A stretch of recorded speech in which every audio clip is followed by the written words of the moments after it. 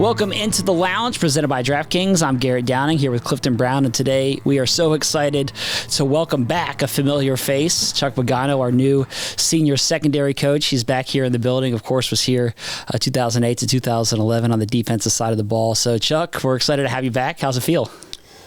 Awesome.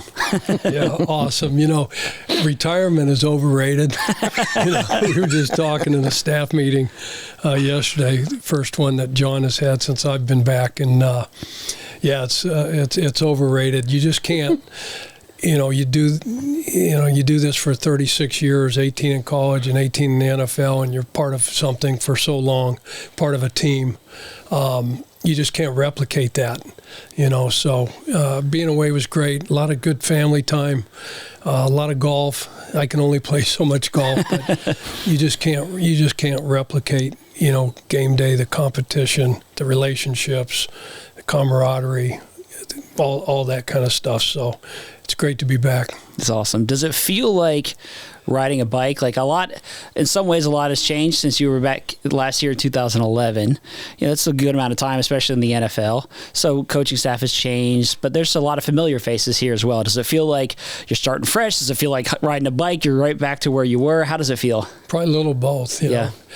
First day I walked in, I flew in on a Sunday, so the only person here was Megan Laughlin, Yeah. So when I walked up those stairs and I saw her in the office, it was like riding a bike. And then you come in the next day and Val is sitting there, so big hug from Val. Yeah, right back where I started. A lot of familiar faces, like you said. So, the building's grown by leaps and bounds, but pretty much as long as I can find my office, I can find a weight room.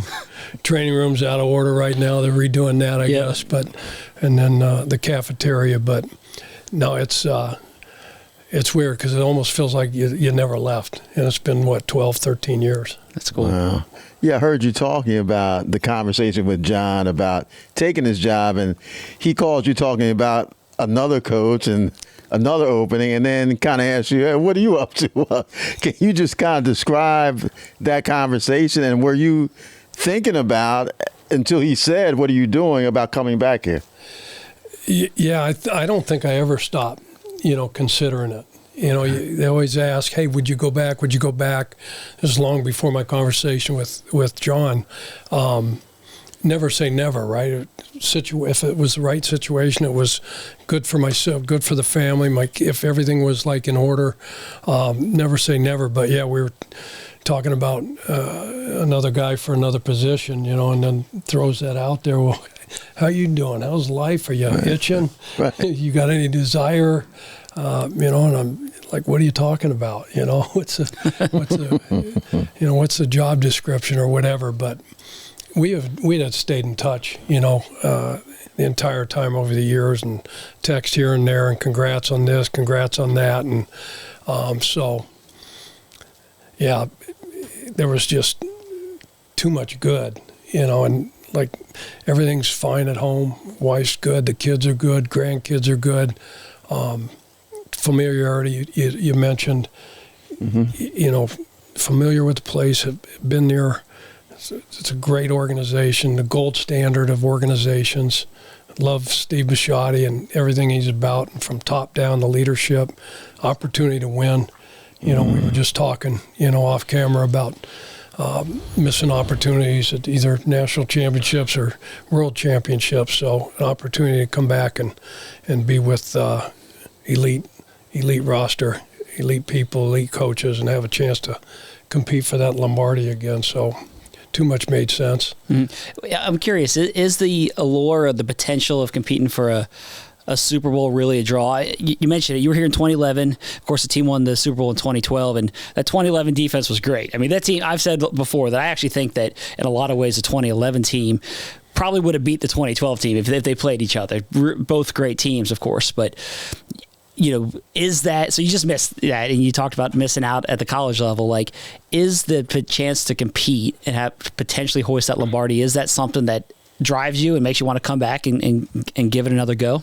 No question. I think that's why, players, I think on the back end, the twilight end of their careers, are trying to eke out another year and stay healthy enough to do that. Coaches, but yeah, every time you see a college champion crown, you see Super Bowl team, you see Philly dancing under the confetti this year.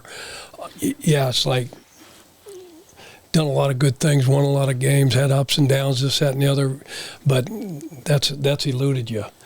So obviously, coming back here, these guys have been competing, for world championships and have a chance. Not everybody's going to walk into their team meeting in August or July or training camp and say, hey, this is the goal.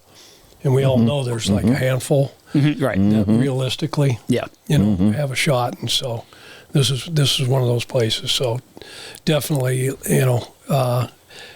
like they said, why would you go do that? Like, you can sleep in, you can do whatever you want. You can go play golf, you want to do this, you want to do, passed up on a couple, our Mexico trip this spring. I'm bypassed that. That's always fun, but a chance to come back and be around a phenomenal staff and great players, a great roster, a great team, and a great organization, and a chance to hoist that. Mm-hmm. Yeah, I mean, that's, I think, why we all got into this business in the first place. Right. Chuck, you walked in here 2008, and 17 years later, you're coming back. In what ways do you think you're the same as '08, and in what ways do you think you're different that, may help you with that experience this time around? Yeah, that's a great question. Obviously had a lot of time to reflect, on that, but I think with age and with the experience comes wisdom. Like when I was here the first time and then going to Indy, I wish I knew, now what I thought I knew then. What nothing can prepare you to finally sit in that seat and be a head football coach, especially at this level. You kind of learn on the fly, so to speak, but surround yourself with great people. But I just think I'm probably a little bit wiser, probably have a little bit more patience, seen some things, that I hadn't seen, the first time around, and probably just. I might get a little fired up, might get a little excited physically. Physically, I can't run up and down damn sideline probably like I used to, and nor should I. Won't be able to do like drills full speed with these guys. I got to get my arm. Harb's like, you better be able to throw, Can you say tight spiral? Oh, you watch McAfee? You ever see when I do that giveaway? Right. I got to put that little. Now it's not a legit. Well, I've made a couple of them. But give those giveaways and throw that ball through the hoop. So I got to be able to throw DB drills and things like that, as long as they're not too far down the field. But yeah, there's some things physically I'm going to have to. My mind's going to say, yeah, go. Mm-hmm. But the body, I don't need to be in the training room. Well, it's funny you talk about 2008. Cliff brings it up. Like when you got here, that defense. You step into that defensive meeting room, and it's like the who's who of players. Ray Lewis, Ed Reed, Terrell Suggs, Haloti Ngata. You could up and down that list there. It was an impressive group of players. What do you remember about those early years and walking into that room and having to take command of a defense, and it was a new coaching staff, like all the change that was going on. Obviously, those guys had such great reputations and had built incredible resumes. But what do you remember about walking into that room and the challenge that was in front of you as a defensive coach, and you look out and those are the guys. Intimidating. Yeah. It was intimidating. You got a bunch of Hall of Fame, players in that room, future Hall of Famers, coaches. Rex was here. Yeah. And Rex got to, he stayed on when John, got hired in 2008. So it was the standard. Like when you walked in that room, it was like one thing when you come this time of year, players aren't around, but you're trying to learn the defense, you're trying to learn the terminology and all those kind of things. But then once they came back and you got in that room, I mean, you could. I mean, it was off season, but it wasn't off season. I mean, when you have Ray in there, and Jared Johnson and Lodi and Suggs and Ed and McAllister, Samari, those were the two corners back then. Samari Roll. I mean, it's intimidating, and that whole deal about preparation. And Ray always said, you don't want to be that guy. Like, what are you talking about? Like, you don't want to be the guy to let your teammate down. Right. So it was like out of like fear of like letting, somebody down, the players letting one of their teammates down, a coach letting them. They had this circle in that defensive room. I don't know if this building's different, but there was a circle. It was called the Circle of Trust. And so there was a lot of initials, a lot of jersey numbers inside, and then there was some outside. And so when you got here as a coach, your initials were, if you were just here, you probably weren't even on the board, close to the circle. Right? Really?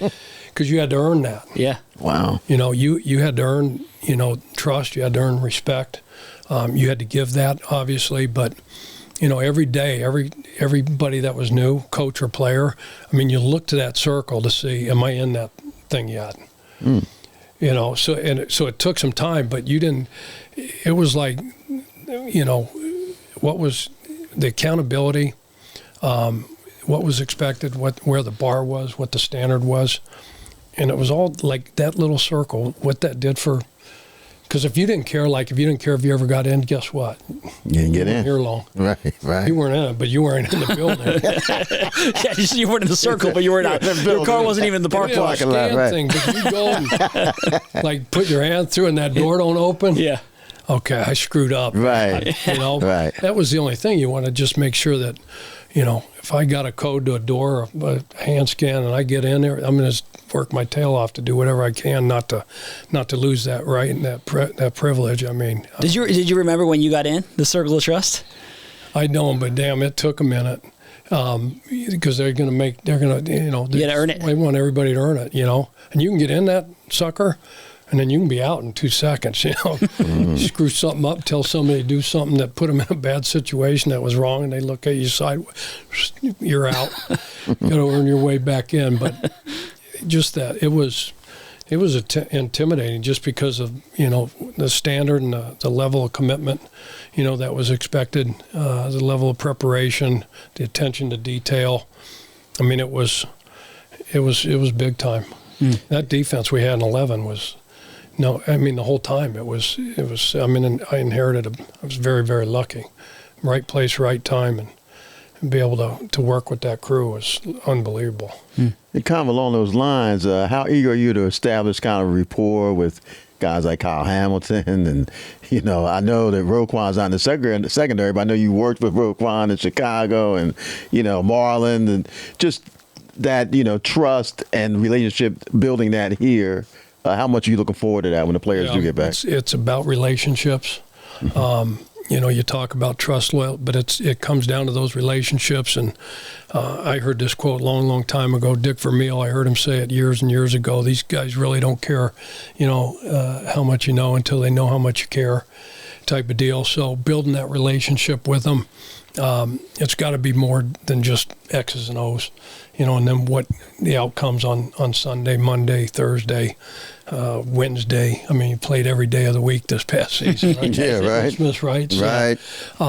So relationships are huge. So I can't wait for these guys to get back and start building those relationships and the communication, all those kind of things. That's why you do it. Right. I've always said, because the game's going to fade for all of us. It's not going to be there forever, playing and coaching. So always looked at it like, it's a privilege. It's not your right. Never taken one day of it for granted, but it's about the relationships with these guys. How much are you, since you've been here, just trying to learn, the system, but like learn the players? Like, and I know that you're probably largely aware. You, of course, pay attention to the game, but like you're drilling in on this team and what's working well, what can be tweaked. Like, how much of your time has been focused since you've been here the last couple of weeks, like on the self-scouting, learning these guys and getting a feel for who's on this team? That's everything. Yeah. my bed is, I know where my bed is, down at the Marriott right now. So my only focus has been on, being in here and learning these players. They're not here, of course, but watching the tape. Zach's doing a great job with myself. We've got a couple other assistants that are new, Tyler Santucci and Donald Delicio just came on from Kansas City. So yep. Zach's taking us through the cut-ups. We're starting, with the fronts and coverages, and we're going through everything A to Z. So that's been a great process. He's doing a great job of teaching us. So system-wise, I see tags on the board, the magnets we use for fronts and coverages and blitzes and things like that. A lot of the same names are still there. Those names and stuff, they were there in 2000, 2001, 2002. Go all the way back to Marvin Lewis and all the great coordinators that have been through here. Mm-hmm. Everybody's kind of put their own, tweaks to this thing. Zach's doing that. It's his defense to call now, but I see similar, all the coverages, but there's new terminology, there's new names. It used to be called, one thing, 17 years ago, and now it's evolved to this, but it basically means the same thing. So a lot of time spent on just getting to familiarize myself with these players' strengths, weaknesses, and what do we think, from a technique and fundamental standpoint, how can we help these guys get better? I'm curious, this Ravens defense has been in place, like you said, for a long time. The fundamentals have been there. The foundation of this defense has been consistent. What is it that, and other teams have taken elements of this defense, of course, and they've brought that along in the scheme, and you've seen that coaching-wise. Mike McDonald, of course, became a head coach, and there's a lot of the elements of this defense that extend throughout the National Football League and probably the college level too. What is it about this defense that is so attractive and successful? Of course, players are a big part of that, but what is it about this defense that has been so good for so long? It's been ever since I got here and long before I did, they were very specific. It's a 3-4 setup in base. You hardly ever play base defense anymore. So you're in nickel, most of the time, probably 85% of the time now. But it's always been about the players. People always talk about it's about players, not plays. So the system's been in place, but it's the identification of, the personnel side and the football side coming together and being on the same page of, okay, here's what we're going to run, and this is who we need to run it. And it's been more about those pieces, those players, the Ray Lewis's, the Ed Reeds, et cetera, et cetera. Now you got Roquan in there. Kyle Hamilton is those have never changed, heights and weights and things, but the mindset, that play like a Raven thing. When I got here in 2008, John, was we're going to build a bully. It's been that way, right? Ever since any of us started watching, the Ravens play. It doesn't matter. It isn't just defense. Now, defense has kicked the crap out of everybody for forever, right? But you got to strap your helmet on and you're going to play this offense too. So it's a mindset. It was here's the type of, football character we're looking for. There's a big difference between like and love. If you're in a relationship and you kind of like your wife, it's probably not going to make it, right? So my point is, if I kind of liked my wife, that would have probably been over a long time ago. But if you like football, you might be in a couple years, have a cup of coffee, run out of the smoke a couple times, maybe make a play here or there. It should probably be done.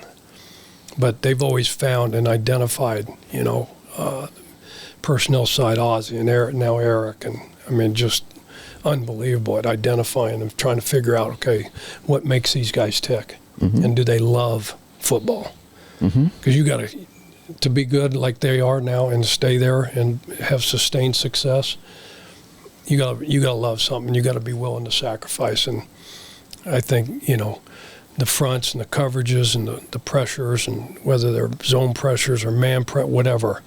Those things are going to be, but it's the teachers that are teaching, the coaches that have been through here, Zach, John, it's the mindset, it's the mentality, and it's the guys that they find to run these schemes. And Mike's doing the same thing in Seattle, and Weave's kicking tail down there in Miami. Yep. It ain't going to be long before he's running his own program.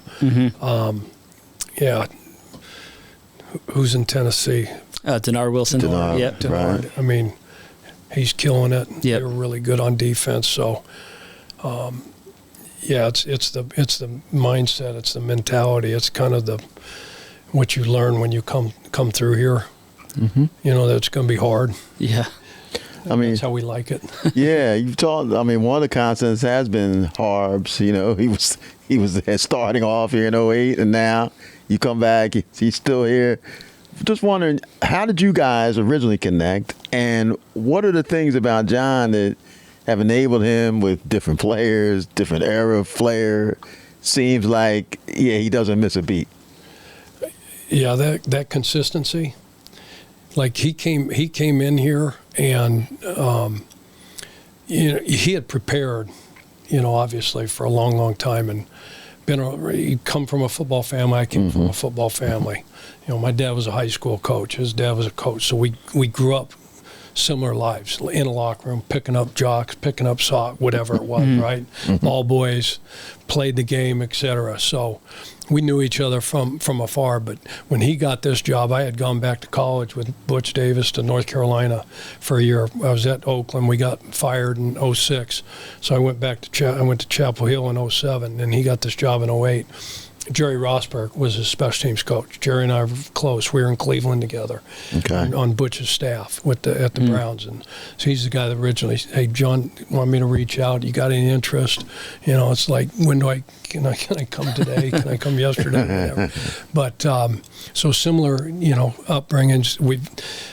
I followed him from afar, never really worked with each other, but you respected the coach and the man from afar. But I mean, he's had a plan, and he's never wavered. He's consistent. He's tough. He's demanding.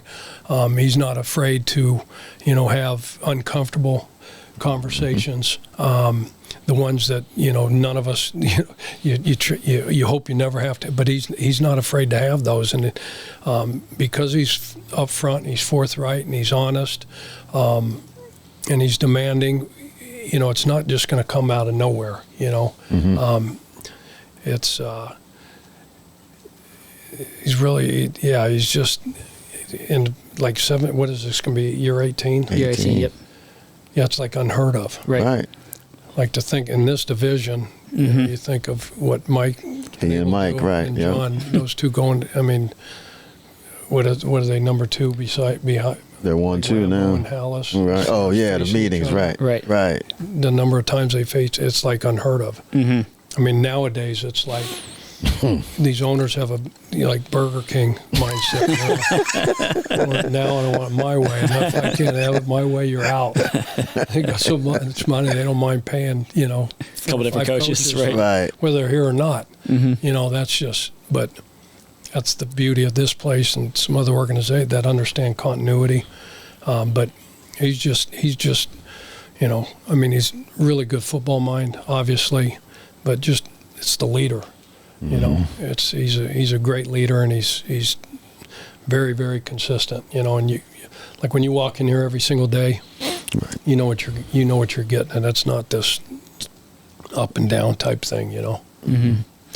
The last couple of years, you've watched the league from afar, looking at it as an analyst. You've been working on the McAfee show and watching the league. Is there value, and how much did you enjoy that aspect of things, being able to just watch games and talk shop and talk with the guys about the games on a weekly basis, and then also maybe to some level, like from an educational standpoint, being able to watch the league as a whole. You're not so dialed in on one team and with the upcoming opponent, but you're watching things from a broad lens. How much did you enjoy it, and how beneficial was that time? Very. It kept me, number one, it kept me connected to the game. So like when you leave the game and you think, like we talked about retirement, like it's overrated, like trying to fill your days. Like if you don't have it, your next life's work, planned out, like we're usually like got 18 hours of our days kind of chewed up. And so now you're retired and you're sitting there like it's 10 o'clock in the morning. I've already got 2 workouts in. I've been to the cleaners. I've been to the grocery store. I've done all my honeydews, right? And it's 10 a.m. And I'm sitting there like, what the hell am I going to do with the rest of my day? Drive her nuts. She's like, give me a 20. We got to figure some things out because we ain't going to make it through this.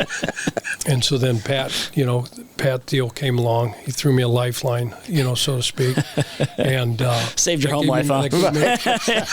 I told Harbs, giving me this opportunity probably saved my marriage, Get me out of the house. We learned to coexist, but it was a learning process for sure. But that was a lifeline. That gave me a football family. It kept me connected, to the game. I would do these, I would do the Thursday night game breakdown, and I'd have to be the head coach for the road team, and then the head coach in the next segment for the home team, and talk about the rosters and the game records. And just as you would, he wanted to give people that were watching and listening a kind of a behind the curtain look at what's a Wednesday look in the National Football League for a team. Mm-hmm. What does that look like when the head coach comes in and say, okay, we're getting ready to play the Steelers. Mm-hmm. Okay, offense, defense, special teams, here's the keys to victory. Here's who we got to stop on, number 90. He can't wreck the game, okay? Offensive line, protection, on the other side, who is. So I had to study and stay connected and keep watching the tape and learn these teams. So from a roster standpoint, I feel really good about not only the AFC North, but the AFC and NFC, because I've had to do, a bunch of games. Mm-hmm. And I was doing some work for this website, this team called 33rd Team. Mike Tannenbaum started this with a bunch of other coaches. So it was a bunch of, former coaches and front office personnel guys, players and whatnot. So doing Pat kept me really connected, to the game. And so I felt like not only scheme-wise but personnel-wise, kind of where everybody's at, and feel really familiar with this roster as well. You mentioned, working with Zach and him showing you kind of like what the guys were doing last year and where you guys want to go. He's obviously one of the youngest coordinators in the league. You've been in those shoes and, bring the experience. I guess, what do you think, what are you hoping that you can, add to the sauce working with somebody like that who, obviously his future is in front of him and you've kind of been there and done that yourself?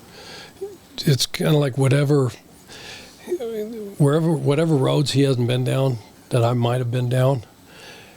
For me, like when going back, the staff that I got to work, Dean was here, Ted Montekin, Clarence Brook, God rest his soul. Right. We had a phenomenal coach, and there's no way that I would ever had any of the success without, number one, those players we had in the room, but those coaches, and everybody's got experience and expertise in all those in any area that I was like I didn't know CB's world like CB knew his world and the D-line play and all those kind of things. So anything that, something's going to come up. It's like when I got the head job in Indy and Bruce Arians was available.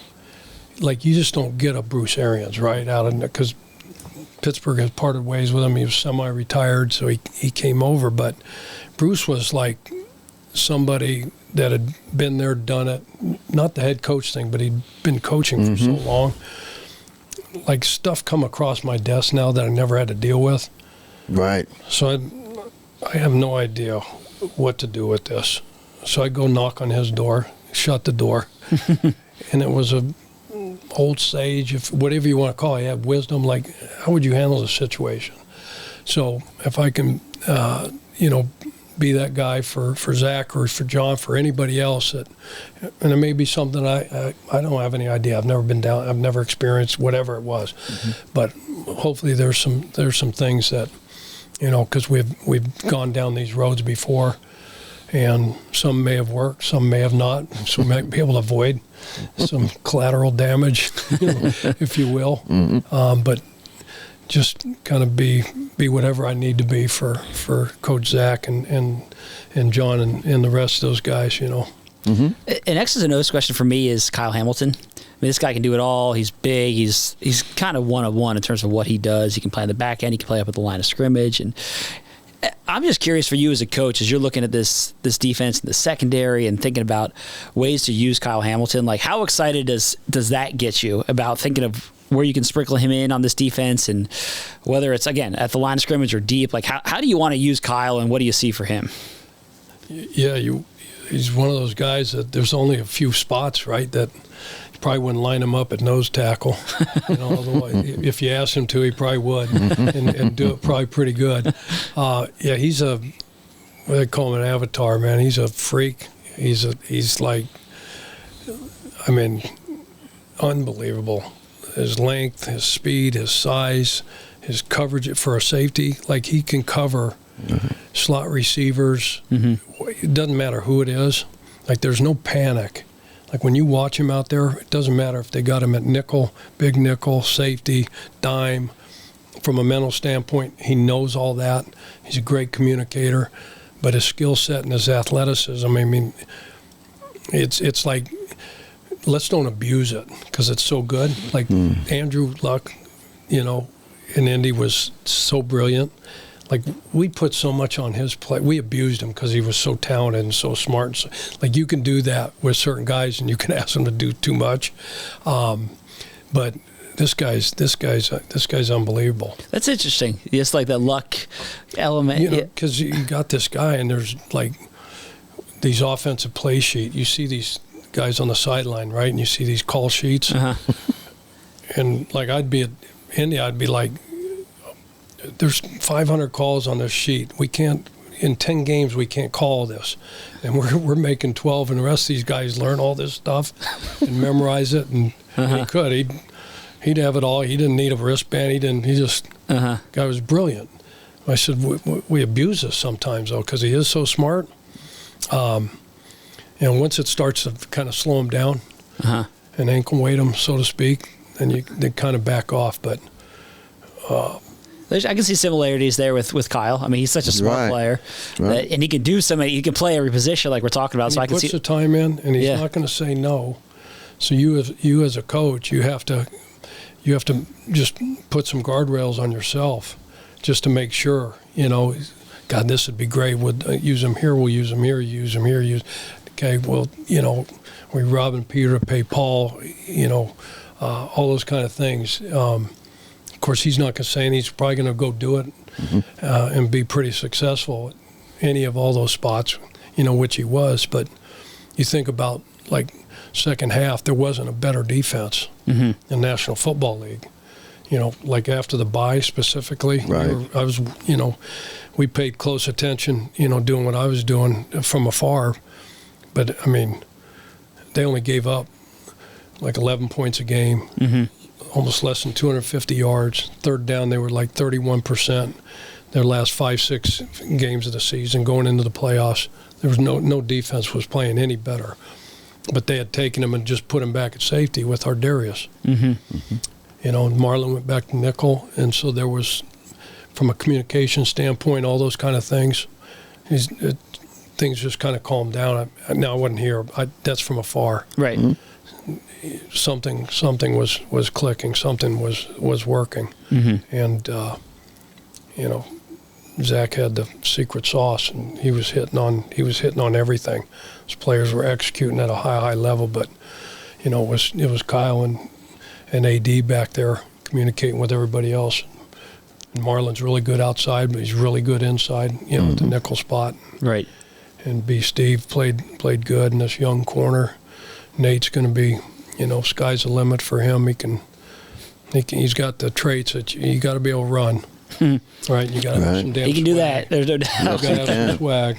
Right, he's got that too. Amnesia, you know, because the great ones, they're going to get a ball caught on them, right?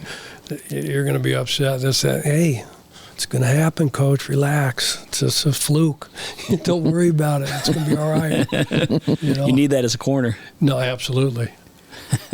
Well, last one for me is, and I don't know if you have any more, Cliff, but the last one for me is just, I guess, how excited are you? Like, you're back here, you're getting the chance to coach these guys, coaches you know well, you're learning the players again. Like, just how excited are you for this upcoming year?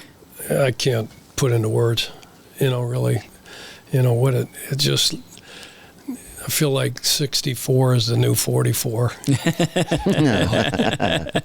I've been saying that, long before I got back here, but I've always kind of felt that way. But no, I'm super excited. Again, it feels like I never left, so to speak. It's a unbelievable opportunity. I'm so grateful that John and the rest of this organization would give me an opportunity, to come back and be part of this unbelievable organization, this team. So, yeah, you call home and you talk to your family and stuff, and they see a kind of a different, maybe a little brighter spark or whatever. They can tell a difference. That's cool. Yeah. Well, we're excited. It's been fun to just catch up, man, and hear some stories. And I know that a lot of people in this building were excited the day it was announced that you were coming back. Cliff and I being two of them, so we're fired up to have you back, man. It's going to be great. Thank you. Awesome. Thanks, Chuck. Welcome back into the lounge. We are coming to you from the SeatGeek studio. We also want to mention our partners at DraftKings Sportsbook. They are an official sports betting partner of the Baltimore Ravens. DraftKings Sportsbook, the crown is yours. So, Cliff, it was great to sit down with Chuck. It was fun to hear stories from him. He's been a coach here who, if you talk to anybody behind the scenes here, everybody has great things to say about him. Right. And I think people even rooted for him when he was in Indianapolis. And he's somebody that's easy to like. He works hard. Players like him. And I think that came across in the conversation with him. No question. I mean, you used the word authentic. I mean, that's Chuck. He is who he is. There's no stick. It's not an act. He's a very genuine person. I think players sense it, coaches sense it. And coming back in this role, you're talking about a guy who's been a head coach. He's been a defensive coordinator. He's worked with great players. He's been here before. I mean, he's really a wealth of information for whether it be Zach Orr or Coach Harbaugh. He's been in those shoes before, and he's been away, so he brings a new perspective as someone who wasn't here last year to kind of bring fresh ideas. He loves the game. He's so happy to be back in it. I think it was a great hire. I mean, as soon as everybody heard that it was going to happen, the building got excited because everyone knows what he brings to the table. Yeah, I think that he also is a great fit for, Zach's the coordinator, and Zach is calling the defense, but you have somebody who has a wealth of knowledge at the coordinator level, at the head coach level, just years of experience at the pro and the college game. And so you can lean on that. And it's I think, really valuable. And I think that the Ravens will benefit from that. I think that players will. I think that the defensive staff will. And I thought it was a great hire. And I think we'll see the impact that it makes over the course of the season.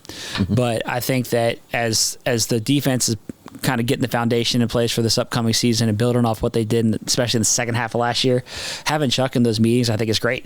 I think it's only going to help this team. Absolutely. And he's coming to a defense that's very talented, where you have versatile players. I mean, just on the back end, all the things that Kyle Hamilton can do, all the things Marlon Humphrey can do, to just name two guys, that gives you more options as a defense. And then when you have innovative coaches like Zach, Chuck's going to bring, I know he has thoughts about, let's see if we can do this. I think Kyle may be able to help us in this way, even to build off of what they already had. I thought it was interesting, too, when he talked about how much this defense improved over the last 7 or 8 weeks of the season. The Ravens want that to be their starting off point week one, the way they were playing late in the season, not just ramp up to that. Mm-hmm. And I think, Zach having a year under his feet, the players feeling more comfortable with what they were doing late in the year, I think they all feel they can start from that point. And if they do, and then improve on that as next season progresses, think about where this defense could be come playoff time next year. So there's a lot of things to be excited about on the defense. And when you listen to Chuck, you can hear the excitement that he has trying to just wait for it to all get started. Yeah, I'm with you. So I hope that viewers and listeners enjoy the conversation as much as we did. It's just always great to talk with Chuck. So thank you so much for watching. Thank you for listening. As always, you can email us at the lounge at ravens.nfl.net, and we will be back with you again soon.